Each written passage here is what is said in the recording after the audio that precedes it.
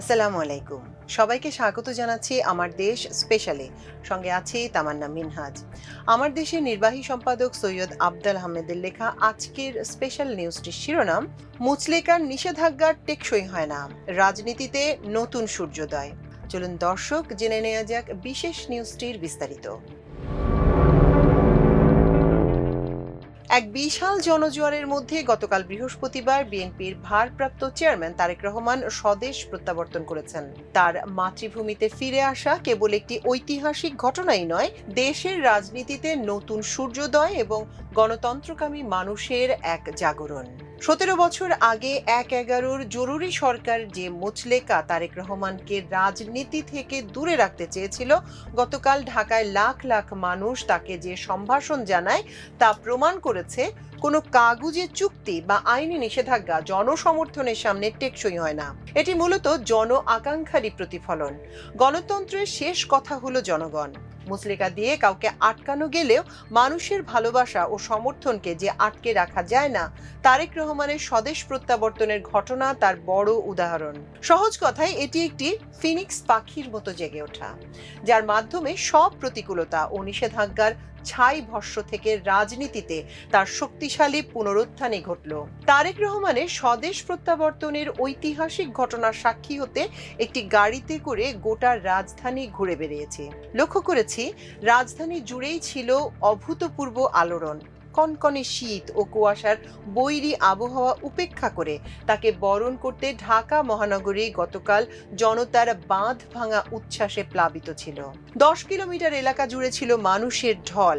লাখ লাখ মানুষের এই অভূতপূর্ব সমাগম জনসমুদ্রের রূপ নেয়। শুধু ঢাকা নগরীর মানুষই নন, দেশের 63 জেলা থেকে বিশেষ বাস, ট্রেন, লঞ্চ সহ বিভিন্ন যানবাহনে করে অগণিত মানুষ সমবেত হয়েছে গণসংবর্ধনায়।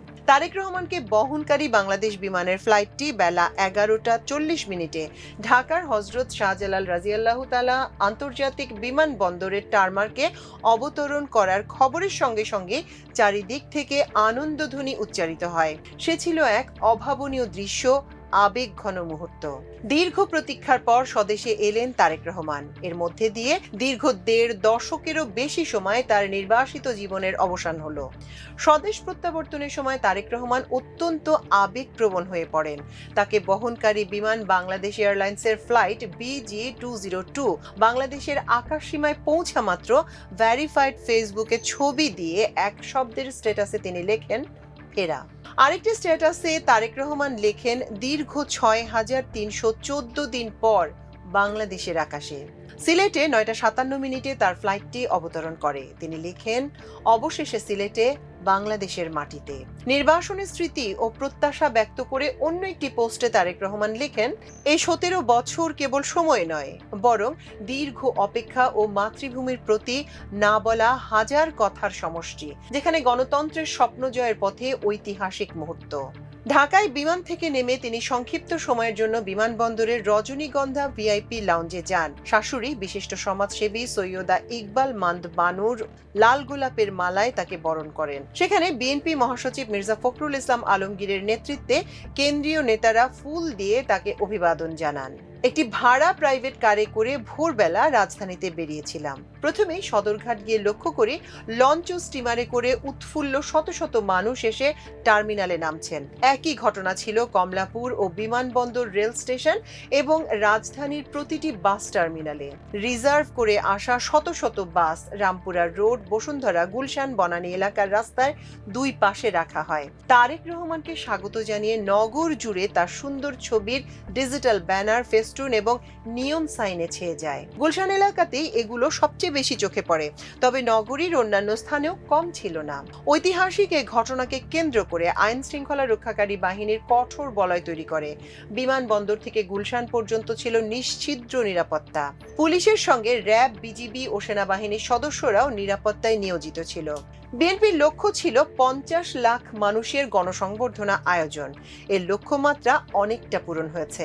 মোবাইল অপারেটর ও বিভিন্ন সংস্থার দেয়া তথ্য অনুযায়ী ঢাকার বাইরে থেকে 20 থেকে 25 লাখ লোক তারেক রহমানের স্বদেশ প্রত্যাবর্তনের সাক্ষী হতে রাজধানীতে আসেন। এর মধ্যে চট্টগ্রাম বিভাগ থেকে আসেন 7 থেকে 10 লাখ, রংপুর বগুড়া অঞ্চল থেকে এসেছেন প্রায় 5 লাখ, অন্যান্য বিভাগ থেকেও 1 থেকে 1.5 লাখ লোক ঢাকা এসেছেন। আরও অন্তত 25 লাখ বাসিন্দা ছিলেন রাজধানীর। উড়োজাহাজ থেকে বিমানবন্দরে নামার কিছুক্ষণ পর তারেক রহমান খালি পায়ে ঘাসের উপর হাঁটেন। এক মুঠো মাটি তুলে নিয়ে দেশমাতৃকার গন্ধ অনুভব করেন, যা ছিল তার স্বদেশ প্রত্যাবর্তনের সবচেয়ে আবেগী মুহূর্ত। তিনি নিচু হয়ে মুঠি ভরে মাটি তুলে নিলে সবার মধ্যে তা আবেগের সৃষ্টি করে। সংবর্ধনা মঞ্চে যাওয়ার পথে লাল সবুজের পতাকার আদলে সাজানো বুলেট প্রুফ বাসের সামনে দাঁড়িয়ে হাত নেড়ে এবং হাসি মুখে সাধারণ জনতা এবং নেতাকর্মীদের সম্ভাষণের জবাব দেন তিনি। বাসটির সামনে লেখা ছিল বাংলাদেশ ফার্স্ট, অর্থাৎ সবার আগে বাংলাদেশ। বাসের গায়ে ছিল শহীদ জিয়া, খালেদা জিয়া এবং তারেক রহমানের দৃষ্টিনন্দন ছবি। বিমানবন্দরের ভিআইপি লাউঞ্জে তিনি দলীয় নেতাদের আলিঙ্গন করেন এবং সেখান থেকে সরাসরি সংবর্ধনা মঞ্চে যান। কুড়িল বিশ্ব রোড সংলগ্ন পূর্বাচল 300 ফিট রাস্তা, যা 36 জুলাই এক্সপ্রেসওয়ে নামে পরিচিত, সেখানে জড়ো হন লাখ লাখ মানুষ। তারেক রহমানের বক্তৃতা দেওয়ার জন্য যে মঞ্চ তৈরি করা হয় সেটি ছিল 48 ফুট বাই 36 ফুটের। মঞ্চের প্রতিটি প্রান্ত থেকে দাঁড়িয়ে দুহাত তুলে জনতাকে অভিনন্দন জানান তারেক রহমান। বক্তব্যের শুরুতেই তিনি আবেগী কণ্ঠে উচ্চারণ করেন, প্রিয় বাংলাদেশ। দেশে ফেরার জন্য মহান আল্লাহর কাছে কৃতজ্ঞতা প্রকাশ করেন তিনি। প্রিয় বাংলাদেশ, উপস্থিত প্রিয় মুরব্বীবর্গ, মঞ্চে উপস্থিত জাতীয় নেতৃবৃন্দ, আমার সামনে উপস্থিত প্রিয় ভাই ও বোনেরা এবং মিডিয়ার মাধ্যমে সমগ্র বাংলাদেশ থেকে যারা দেখছেন এই অনুষ্ঠান, প্রিয় ভাই বোনেরা, প্রিয় মা বোনেরা, আসসালামু আলাইকুম। প্রিয় ভাই বোনেরা, আজ প্রথমেই আমি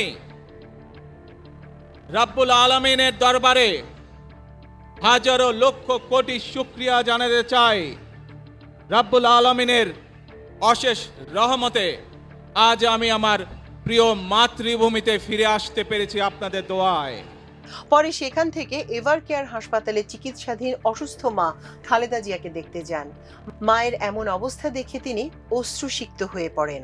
তারেক রহমানের স্বদেশ প্রত্যাবর্তনের সময় স্ত্রী ডাক্তার জুবাইদা রহমান ও মেয়ে ব্যারিস্টার জাইমা রহমান প্রত্যক্ষভাবে এই আবেগঘন মুহূর্তগুলোর অংশীদার ছিলেন। উষ্ণ অভ্যর্থনা, মানুষের স্বাগত স্লোগান এবং ফুলেল শুভেচ্ছায় তারা সিক্ত ও আপ্লুত হন। তারেক রহমান সংবর্ধনা মঞ্চে চলে গেলেও জুবাইদা রহমান ও জাইমা রহমান কড়া নিরাপত্তায় গুলশানের বাসায় চলে যান। নির্বাসিত জীবনের অবসান ঘটিয়ে দেশে ফেরার এই মুহূর্ত তাদের জন্য ছিল স্বস্তির। বিশেষ করে জাইমা রহমানের জন্য ঢাকায় পৈতৃক বাসভবনে ফেরার ঘটনাটি ছিল উপভোগ্য। বিমানবন্দরে এসেই নানি ইকবাল মান্দ বানুকে পেয়ে জড়িয়ে ধরে আদর করেন জাইমা রহমান, আর হাসপাতালে অসুস্থ দাদি খালেদা জিয়ার সঙ্গে সাক্ষাতের বিষয়টিকে সবচেয়ে বেশি গুরুত্ব দেন। জাইমা রহমানের প্রিয় বিড়াল জেবুকেও তার সঙ্গে বিমানে চড়ে যথাযথ নিয়ম মেনে ঢাকায় আনা হয়। এখন বিড়ালটির নতুন ঠিকানা ঢাকা।